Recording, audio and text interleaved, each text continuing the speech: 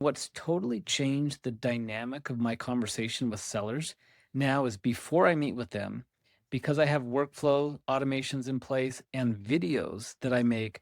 Before I meet with them, they get video content and education from me explaining what seller's discretionary earnings is, how is it different than EBITDA, explaining what market multiples are. I give them a tool, a resource where they can look up the market multiple for their industry.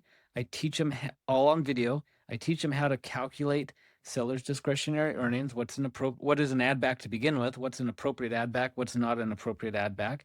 I teach them about debt service coverage ratio, where we need to be to make sure that the market multiple is in line with making a deal bankable. And my very first question when I meet with potential sellers, I still meet with them in person, I'm not trying to replace that at all, is tell me what your business is worth. And now it's changed the dynamics because it's no longer my opinion versus their opinion.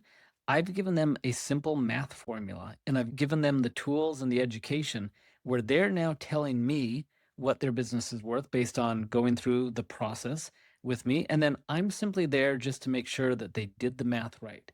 Now, what's happened with that conversation is they might not like the value. Nothing can change that, but they can now admit that they're not ready to sell. Here's what, and then our conversation is, okay, here's what you need to do to increase the value. Here's how much you need to grow the business.